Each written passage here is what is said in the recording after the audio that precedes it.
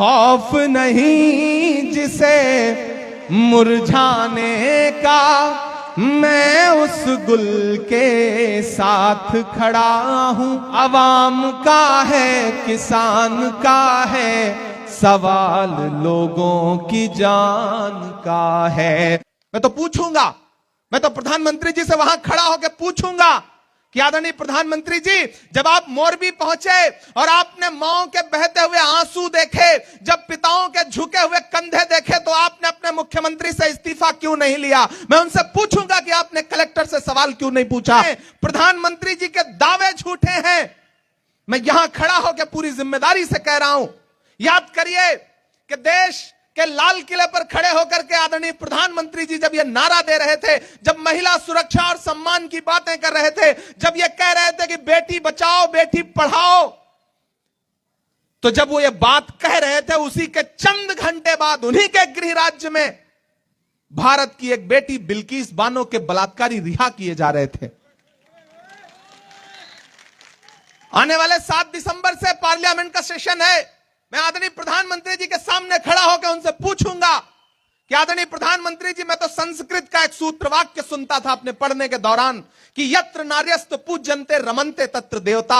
जहां नारियों की पूजा होती है वहां देवता निवास करते हैं। लेकिन यह कैसा गुजरात का विकास है कि वहां नारियों की नहीं बल्कि बलात्कारियों की पूजा हो रही है। झील में पानी बरसता है हमारे देश में, झील में पानी बरसता है हमारे देश में, खेत पानी को तरसता है हमारे देश में, जिंदगी का हाल खस्ता है हमारे देश में, दूध महंगा खून सस्ता है हमारे देश में। मोरबी वालों, पहली बार आपके बीच में आया हूं। आप बड़ी तादाद में यहां इकट्ठा हैं और आज आपसे राजनीतिक बातचीत करने के लिए आया हूं, क्योंकि चुनावी समय पे आया हूं। लेकिन मैं जानता हूं पिछले दिनों आप एक दर्द की इंतहा से गुजरे हैं। आपके इन्हीं हाथों ने 135 से ज्यादा लाशों का बोझ उठाया है। मैं जानता हूं। मैं यहां खड़ा होने से पहले बार बार सोच रहा था कि मैं यहां क्या बोलूंगा। मेरे पास बोलने के लिए शब्द नहीं होंगे। मेरी आंखें नम है, मेरी आवाज भारी है, क्योंकि मैं जानता हूं कि जब किसी घर का चिराग बुझता है तो उस परिवार का दर्द क्या होता है। यह वो शहर है जो घड़ियां बनाने के लिए जाना जाता है। आप लोगों की कलाई के लिए घड़ियां बनाते हैं तो लोगों को वक्त पता चलता है, लेकिन वक्त ने आपके साथ ऐसा सितम किया कि 135 से ज्यादा परिवारों के लिए वक्त रुक गया, उनकी जिंदगियां रुक गईं।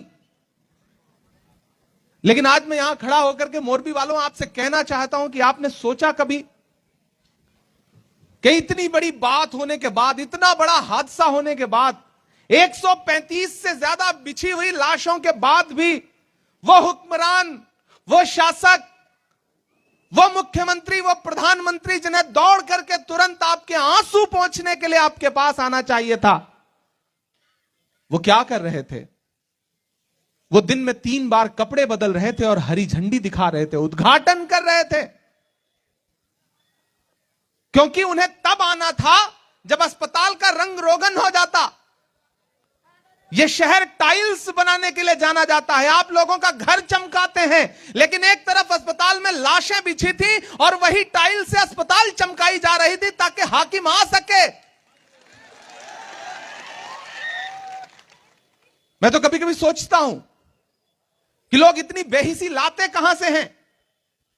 कैसे उनके दिल में यह बात आ जाती है कि उनका दौरा होना है तो रेड कारपेट बिछनी चाहिए, टाइल्स लगनी चाहिए, उसके बाद वो आएंगे। मैं आज आपसे कोई राजनीतिक बातचीत नहीं करूंगा। मैं बहुत जज्बाती हूं इस वक्त। जिस दिन ये घटना घटी उस वक्त मैं यात्रा में, भारत जोड़ो यात्रा में था। मेरा दिल कर रहा था कि मैं किसी तरह पहुंचूं मोरबी और आपके आंसू पहुंचूं। मेरे डिपार्टमेंट के लोग यहां मौजूद थे, वजीर खान पठान साहब और सारा माइनॉरिटी डिपार्टमेंट आया था। मैंने देखा किस तरह से यूथ कांग्रेस के लोग, कांग्रेस के साथी लाशें निकालने में मदद कर रहे थे, लोगों की जिंदगियां बचा रहे थे। लेकिन मैं यहां खड़ा होकर एक बात आपसे कहना चाहता हूं, गुजरात वालों, आप पिछले 27 साल से इस सरकार को झेल रहे हैं। आप मुझे बताइए कि सबसे मुश्किल वक्त जब मोरबी के साथ पूरी सरकार को खड़ा होना चाहिए था, तो पूरी सरकार टीवी चैनलों पर यह नैरेटिव बनाने में लगी थी कि लड़कों ने हिलाया इसलिए पुल टूट गया। प्रशासन अपनी जिम्मेदारियां लेने को तैयार नहीं, कलेक्टर अपनी जिम्मेदारियां लेने को तैयार नहीं। मुख्यमंत्री को तो इस्तीफा दे देना चाहिए था 135 से ज्यादा लाशें बिछने के बाद, लेकिन कोई तैयार नहीं, क्योंकि आपकी बिछी हुई लाशों से किसी को मतलब नहीं है। आपसे भावुक करके वोट ले लेना है, लेकिन आपकी बिछी हुई लाशों से मतलब नहीं है। यह कड़वा सच है जिसे आपको समझना पड़ेगा। मैं बोलूंगा क्योंकि मैं इसलिए जिंदा हूं कि मैं बोल रहा हूं। दुनिया किसी गूंगे की कहानी नहीं लिखती। मोरबी वालों, तुम्हारी अर्थियां उठें, मगर यह ध्यान में रहे, उस दिन जो कुछ गुजरा वह इन शायद 4 लाइनों में समट जाए तो मुझे बताना कि तुम्हारी अर्थियां उठें मगर यह ध्यान में रहे, मेरे लिए जो है सजी वो सेज ना खराब हो। यह बादशाह का हुक्म है, और एक हुक्म यह भी है, भले कोई मरे मेरी इमेज ना खराब हो। इधर लाशें बिछी थी, आंसुओं का सैलाब था, और उधर रंग रोगन में लगे थे। मेरे भाई, मैं तो आदरणीय प्रधानमंत्री जी से और इस राज्य के मुख्यमंत्री से कहना चाहता हूं कि जितना ध्यान आपने मोरबी के अस्पताल के रंग रोगन में लगाया, रख रखाव में लगाया, काश उतना जिले के प्रशासन को इस पुल के रख रखाव और देखरेख के लिए एक्टिव कर दिया होता तो शायद किसी घर का चिराग न बुझा होता। मेरे भाई, आपके बीच में वो लोग भी आ रहे होंगे, वोट मांग रहे होंगे, लेकिन मुझे तो आपसे यह कहना है कि आपने पिछले 27 सालों से झेल लिया है। और मैंने तो सुना है कि जो जयंती भाई के खिलाफ लड़ रहे हैं वो तो काफी लंबे वक्त तक यहां विधायक रहे, लेकिन शहर में मैं भी आ रहा था, हाईवे से इधर अंदर आया तो शहर की सड़कें ऐसी हैं कि उस पर सफर करो तो पता ही नहीं चलता कि सफर कर रहे हो या आखिरी सफर कर रहे हो। सड़क इतनी खराब है, सड़कों में गड्ढा है या गड्ढे में सड़क है, आप अंदाजा ही नहीं लगा सकते। यह है गुजरात का विकास जिसका ढिंढोरा पूरे देश में पीटा गया। मैं तो अभी मनोज जी से पूछ रहा था कि क्या यही है गुजरात का विकास? इस विकास का सच यह है कि यहां जो हजारों नौजवान खड़े हैं, ये जब नौकरी के लिए पेपर भरते हैं, पर्चा भरते हैं और सोचते हैं कि एग्जाम होगा, हमें नौकरी मिलेगी, तो एग्जाम होने से पहले पर्चा लीक हो जाता है। कितनी बार यहां पे पर्चे लीक हुए। यह है गुजरात के विकास का सच। गुजरात के विकास का सच अब मैं 2 हफ्ते से गुजरात में जब घूम रहा हूं, गुजरात के लोगों के बीच में जा रहा हूं, तब समझ में आ रहा है कि गुजरात के विकास की सच्चाई क्या है। गुजरात के विकास की सच्चाई यह है कि महंगाई आसमान पर है। जिस गुजरात मॉडल को बता करके पूरे देश में बेचा गया, दरअसल वो गुजरात मॉडल नहीं है, वो भाजपा का मॉडल है, और वो झूठा मॉडल है। प्रधानमंत्री जी के नारे झूठे हैं, प्रधानमंत्री जी के दावे झूठे हैं। मैं यहां खड़ा होकर पूरी जिम्मेदारी से कह रहा हूं, याद करिए कि देश के लाल किले पर खड़े होकर के आदरणीय प्रधानमंत्री जी जब ये नारा दे रहे थे, जब महिला सुरक्षा और सम्मान की बातें कर रहे थे, जब ये कह रहे थे कि बेटी बचाओ बेटी पढ़ाओ, तो जब वो ये बात कह रहे थे, उसी के चंद घंटे बाद उन्हीं के गृह राज्य में भारत की एक बेटी बिल्किस बानो के बलात्कारी रिहा किए जा रहे थे। आने वाले 7 दिसंबर से पार्लियामेंट का सेशन है। मैं आदरणीय प्रधानमंत्री जी के सामने खड़ा होकर उनसे पूछूंगा कि आदरणीय प्रधानमंत्री जी, मैं तो संस्कृत का एक सूत्र वाक्य सुनता था अपने पढ़ने के दौरान कि यत्र नार्यस्त पूज्यन्ते रमन्ते तत्र देवता। जहां नारियों की पूजा होती है वहां देवता निवास करते हैं। लेकिन यह कैसा गुजरात का विकास है कि वहां नारियों की नहीं बल्कि बलात्कारियों की पूजा हो रही है। यह कौन सा विकास है? यह कौन सा नारी सम्मान है? मैं तो पूछूंगा, मैं तो प्रधानमंत्री जी से वहां खड़ा होकर पूछूंगा कि आदरणीय प्रधानमंत्री जी, जब आप मोरबी पहुंचे और आपने माओं के बहते हुए आंसू देखे, जब पिताओं के झुके हुए कंधे देखे, तो आपने अपने मुख्यमंत्री से इस्तीफा क्यों नहीं लिया? मैं उनसे पूछूंगा कि आपने कलेक्टर से सवाल क्यों नहीं पूछा? मैं उनसे पूछूंगा कि आपने प्रशासन से सवाल क्यों नहीं पूछा? आखिर कौन जिम्मेदार है? ये छोटे मोटे प्यादों को गिरफ्तार कर लेने से, छोटे मोटे प्यादों के सर पे जिम्मेदारी डाल देने से सरकार अपनी जिम्मेदारी से बच नहीं सकती है। मेरे भाई, ये बहुत जरूरी वक्त है। आने वाले चंद दिनों बाद आपको गुजरात के भविष्य का फैसला करना है, गुजरात के मुस्तकबिल का फैसला करना है। मैं आपसे एक बात बता देना चाहता हूं, इस बार का चुनाव भारतीय जनता पार्टी के 27 साल के भ्रष्टाचारी और कुशासन के खिलाफ गुजरात की जनता लड़ रही है। गुजरात की जनता परिवर्तन चाहती है, लेकिन इस शहर की गंदगी यह बता रही है कि इस शहर को सफाई की जरूरत है। भाजपा यह कहेगी कि हम कैसे करें विकास। प्रधानमंत्री जी ने तो अभी एक भाषण में परसों कहा कि कांग्रेस ने गुजरात को बर्बाद कर दिया। बताइए, 27 साल से गुजरात में भाजपा की सरकार है और उल्टा प्रधानमंत्री जी कह रहे हैं कांग्रेस ने गुजरात को बर्बाद कर दिया। पिछले 8 साल से तो दिल्ली में भी बैठे हैं, डबल इंजन की सरकार है। आप लोगों ने पता नहीं कैसे इतने दिन झेला, फिर उनको दिल्ली भेज दिया। पूरा देश झेल रहा है। आपके सब्र को सलाम। लेकिन मैं पूरे देश की तरफ से आपसे अनुरोध करने आया हूं, यह कहने आया हूं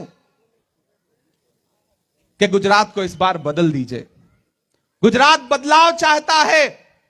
ये जो तमाम हजारों आंसू बहे हैं तमाम माओं की आंखों से, तमाम बहनों की आंखों से, तमाम भाइयों की आंखों से, उन आंसुओं का जवाब मांगिए और कहिए कि इस बार आसानी से नहीं छोड़ेंगे। उनसे कहिए कि इस बार झांसे में नहीं आएंगे। इस बार मसला छोटा नहीं है। 135 जानों को समझते हैं आप कितनी होती हैं? एक साथ एक दिन में 135 लाशें बिछ जाएं और सरकारी कार्यक्रम बंद ना हो। सोचिएगा इस बात पर। रात की तन्हाई में जब सोने जाइएगा बिस्तर पर तो सोचिएगा।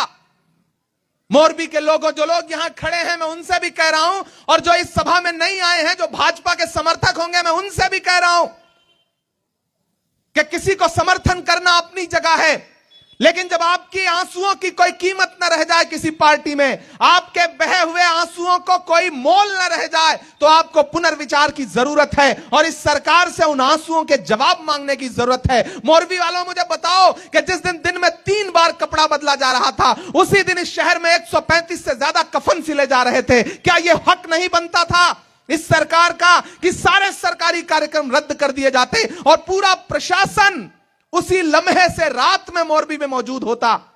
तो शायद लोगों के आंसुओं को थोड़ी सी ढांढस बनती। नहीं हुआ ये। अगर ये नहीं हुआ तो फिर आपका भी फर्ज बनता है कि इन आंसुओं का जवाब मांगिए।